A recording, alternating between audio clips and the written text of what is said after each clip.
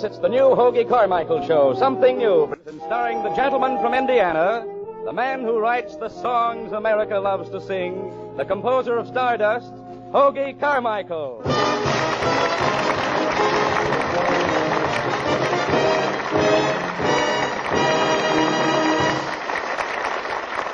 Hiya, people. Now that you're here, let's have some music and cheer. Now, naturally, our cheer consists of Bob Sweeney and Hal March, those two mad men who are so individual they wear monograms on their straitjackets. And there's Miss Colleen Collins, something new in the way of an impersonator who has a voice to fit every occasion and personality. Our guest songstress, Miss Anita Boyer, will be ably augment the music department. Of course, she will be aided and abetted by the 17-year-old classroom cuties, the teenagers who just love to aid and abet lovely singers. And now, while we're in a musical frame of mind, I've got a tune that's right on the top of your list of favorites. So, Jimmy Higson, have at that baton while I serenade Evalina. Evalina, won't you ever take a shine to that moon, shine to that moon. Evalina, ain't you bothered by the Bobolinks tune, Bobolinks tune. Tell me how long you're gonna keep delaying the day. Don't you reckon it's wrong, trifling with April this way? Evalina, won't you pay a little mind to me soon, mind to me soon. Wake up, wake up, the earth is fair, the fruit is fine, but what's the use of smelling watermelon, clinging to another fella's vine? Evalina, won't you roll off that vine and be mine?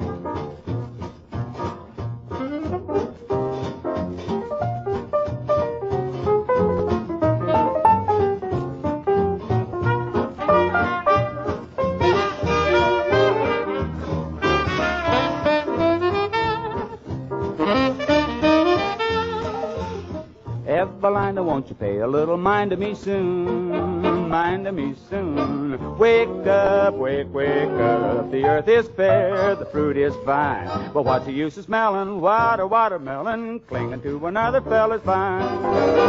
Evalina, my ever-loving Evalina, won't you try to be mine?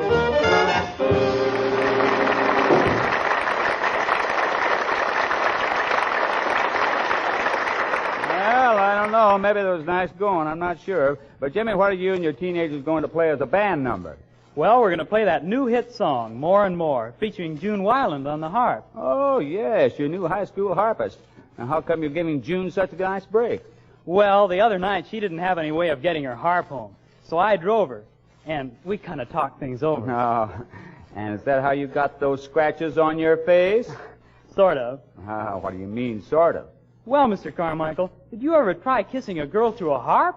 No, I never will. So go on and play More and More with Miss June Wyland at the harp.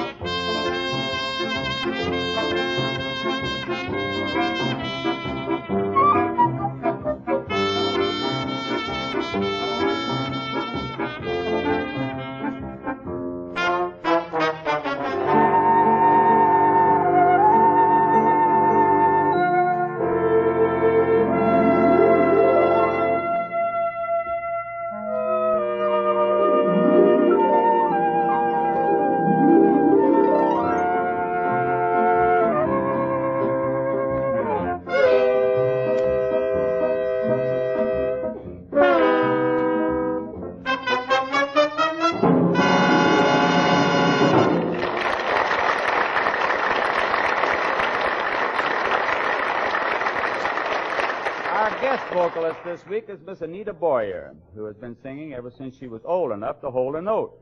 You've all heard her on records with Tommy Dorsey, Artie Shaw, and other prominent musical organizations. And her contribution to something new is a brand new song just recorded by a brand new company, and we're going to let her tell you all about it herself. Petite Anita Boyer.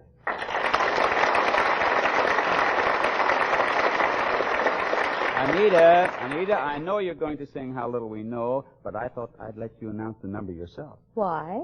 Well, it wouldn't sound very modest for me to say that I wrote it, and that it's from my last picture, The Have and the Have Not, and that I directed the orchestra when we recorded it. And that you wouldn't let me on this program unless I sang it.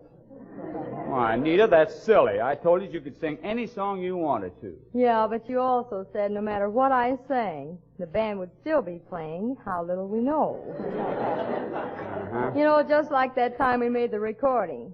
Golly, I was so tired I could hardly sing. Well, tired from what? From holding that neon sign that said, "This is another Carmichael song." Anita, will you please sing?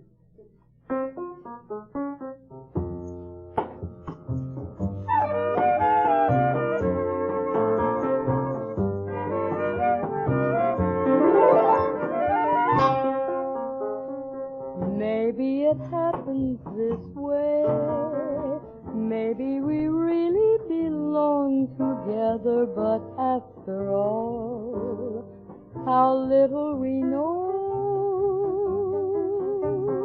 Maybe it's just for a day. Love is as changeable as the weather, and after all, how little we know. Who knows why an April breeze never remains?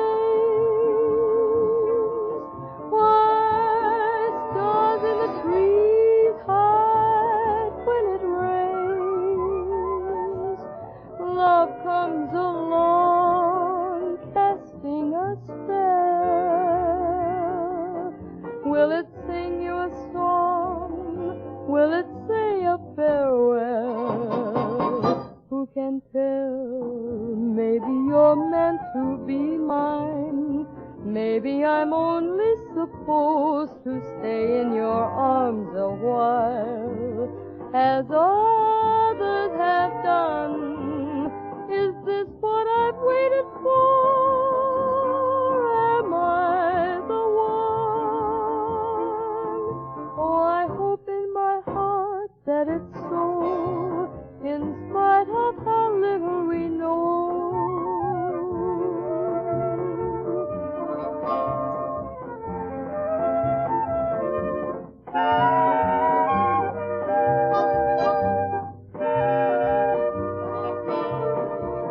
Is this what I've waited for?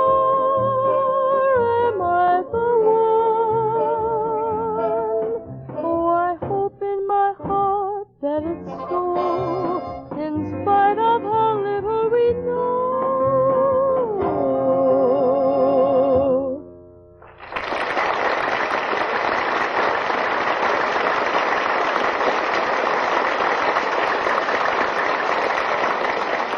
Thank you. It was very fine, Anita Boyer. And Jimmy, I noticed the brass section got rid of some of those fly specks they had a while ago. And now, folks, let's take a look at this laundry situation. Actually, it isn't as hard to get your clothes washed as you think. All you have to do is take it to the laundry. Now, if you can't find a laundry that'll take your bundle, then here is a lesson in the right approach by Sweeney and March.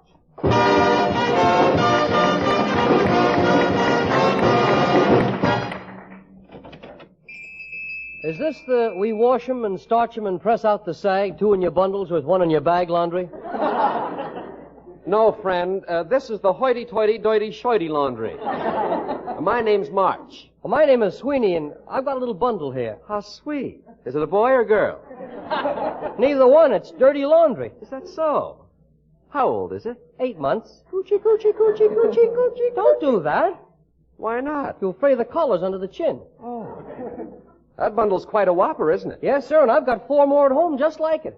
Mr. Sweeney, how could you possibly accumulate so much laundry? I'm the immaculate type. I like a clean shirt every month. Well, Stop scratching and state your business. Well, Mr. March, I'm desperate. I've been rejected by 50 laundries, and I'm not going to leave this one until you accept my bundle. Okay, friend, suit yourself. George, make up another bed. I've got another dirty one who won't leave.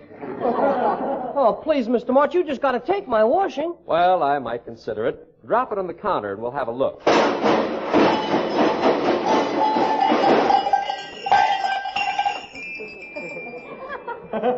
That's quite a bundle. Yeah, I got bell-bottom pants in there. Now, if you can stop scratching for a minute, we'll make out a tag. What's your address? The Greyhound Bus Depot. And that's one of the reasons I'm scratching. How come? Mr. March, have you ever slept between two greyhounds? Well, let's check the items here. Let's see. Ah, we can enter these 4 pieces in our victory special. Victory special? Yeah. 3 shorts and a long. I see. Now let's count these stock...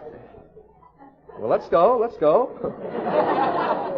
Now let's count these stockings. What do you have here? I've got 7 pair of brand new woolen socks, size 18. Size 18? Size... Is that your size, Mr. Sweeney? No, my size is 11. Then why the 18s? Well, Mr. March, when I send 18s, they come back 11s. And when you send 11s? Oh, they come back mittens. My, they're certainly full of holes for new socks. Yeah, could you mend them for me? Not a chance. Why not? Mr. Sweeney, we just don't give a darn.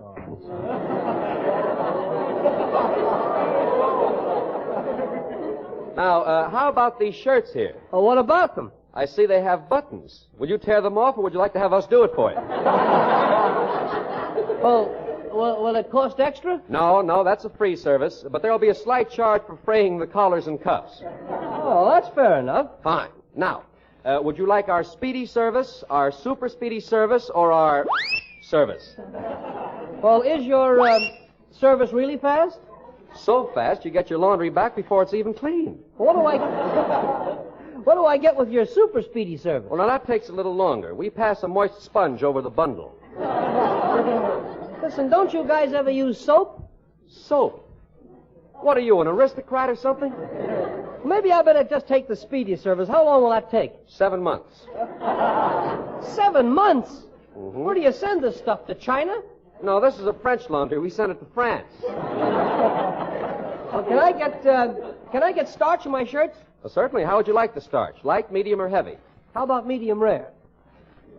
Do I get potatoes? Certainly, on the dollar dinner. Mm-hmm. Oh, we got out of that one. Yeah. Incidentally, I suppose all your help is experience. Well, I only have one employee, my grandfather. Well, isn't this pretty rugged work for an old man? Oh, I should say it is. One day, Grandpa caught his beard in the mangle, and for 2 weeks, all the undershirts came out mohair. Oh, that's too bad. Do you have many accidents in the plant? Well, last week, a midget brought in a pair of coveralls. We washed them and ran them through the wringer before we discovered that the midget was still in them. Well, what happened? Mr. Sweeney, do you know anybody who could use a tall, thin midget who's just been washed? Well, now, how about my laundry, Mr. March? Will you take it? Happy to. Will you call for it, or shall we deliver it? I'd like it delivered, please. Sorry, we don't deliver anymore. Well, then why did you ask me? Well, we like to give you a choice. Now about your bill, Mr. Sweeney. Already? Yes, Mr. Sweeney, we require payment in advance. Well, you get the money when you do the laundry. Is that so? Yes, there's a few bucks in the pocket of one of those dirty shirts. Well, that's interesting, Mr. Sweeney, but it doesn't pay your bill. You'll get it, Mr. March. If you keep your eyes open, it'll all come out in the wash.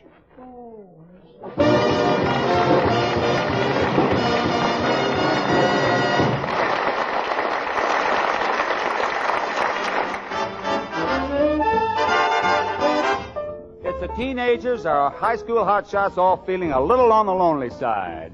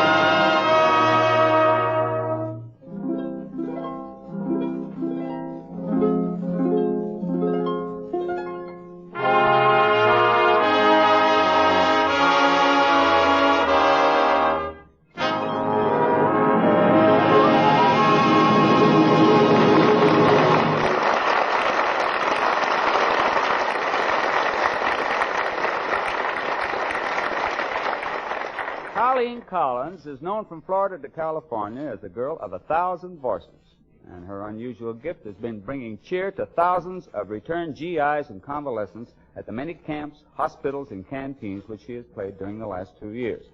And although she has entertained in some of the country's smartest supper clubs, she is something new in radio. And here she is, the girl who doesn't have a voice to call her own, Miss Colleen Collins.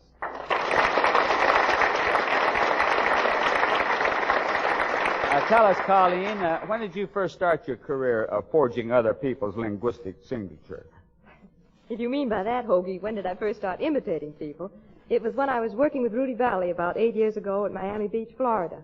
Well, Colleen, we're mighty glad to have you with us. And what are you going to do with all of these voices? I'm going to do a little courtroom scene, Hoagy, where Jack Benny is on trial and Mary Livingston is the judge. All right, and I'll throw in a little, hear ye, hear ye. Judge Mary Livingston's court is now in session. Order in the court. The case of the people versus Jack Benny. It says here, whereas and to wit, the defendant, henceforth and hereinafter mentioned, is charged with cutting off Jerry Colonna's mustache.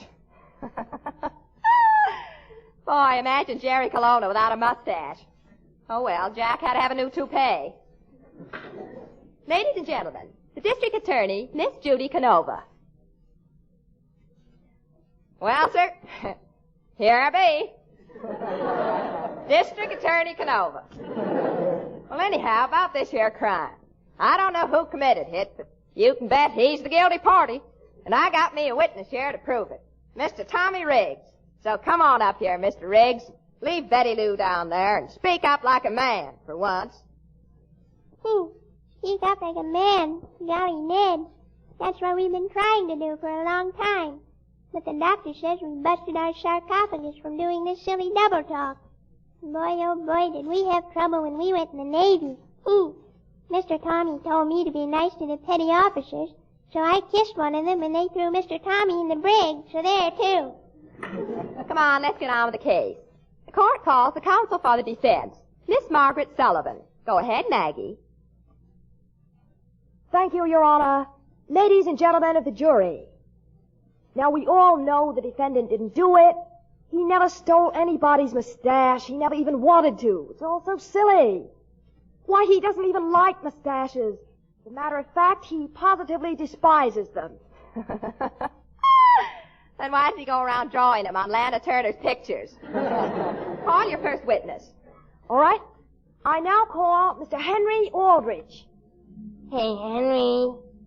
Come here. Henry, before you go up there, don't forget, you can always say you don't remember. Anything you don't want to answer, just say you don't remember. Henry Aldrich to the stand. Was someone calling I? Yes, Henry? Now, all I want you to do is tell the court who you are, where you live, and how old you are. Why, let's see now. Why, I'm Henry Elm Street, and I'm 16 years old, and I live at 117 Aldrich Street. No! I mean, I'm Henry Aldrich, and I'm 117 years old, Come on, Aldrich, did you see the defendant commit this crime, yes or no? Why? No, sir. I mean, yes, ma'am. I mean, I don't remember. I mean, let's see who is ask Homer Brown. Henry, I'm going home. There goes the ball game. Wait a minute, everybody. Now, we don't need any more witnesses.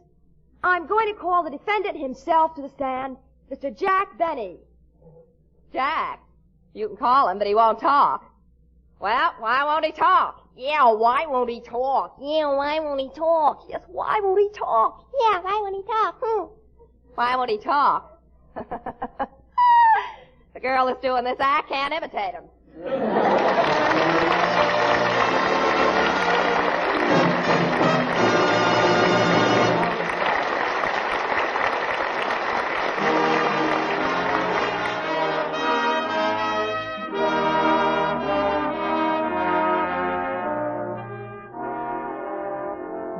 the month of January 1864, our nation was in the process of being torn asunder by the war still raging between the states.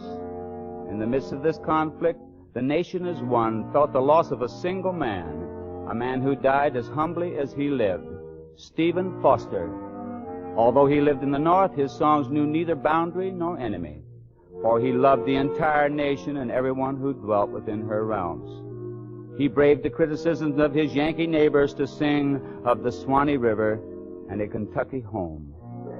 His songs were not of war, but of peace and love and sentiment. When he died, they found in his pocket a title for a song, Dear Friends and Gentle Hearts. That title bespoke the feelings of the men at the combat fronts who longed for a friendly fireside and the company of their loved ones. I borrowed the title and tried to fit into a song the homely philosophy of Stephen Foster, for the thought behind it is as appropriate today as it was then.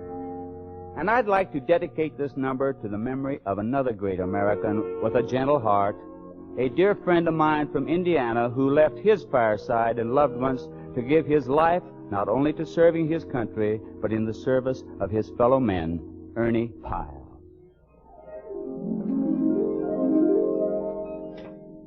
As I dream of home tonight in a dimmed out light, and the cold rain of loneliness that starts, I can see a smiling face in the warm embrace of the dear friends and gentle hearts.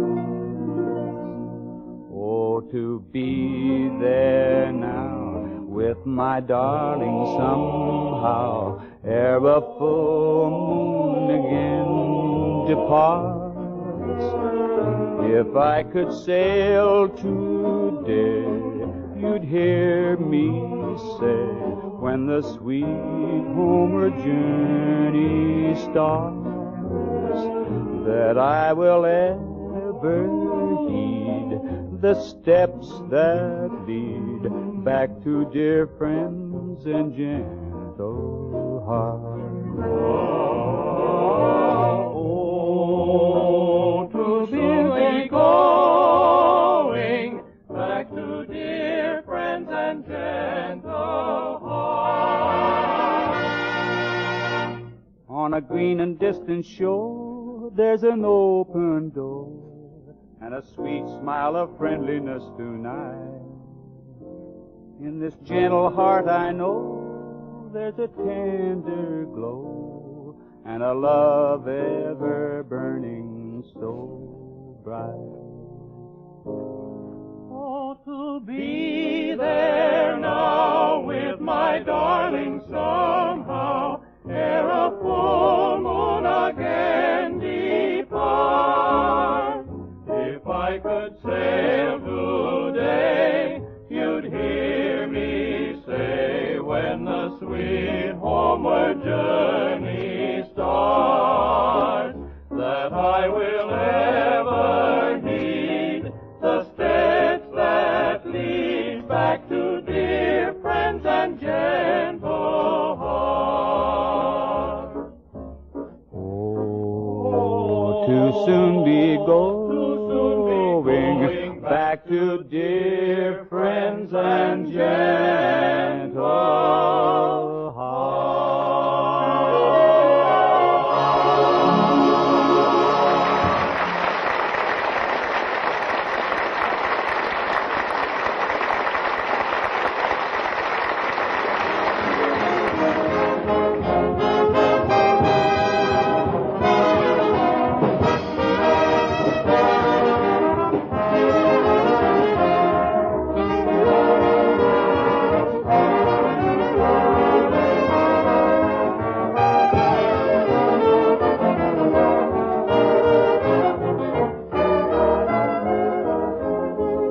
That concludes tonight's session. We'll be taken up again next week, same time, same station. I hope you can be with us. So until then, good night, people.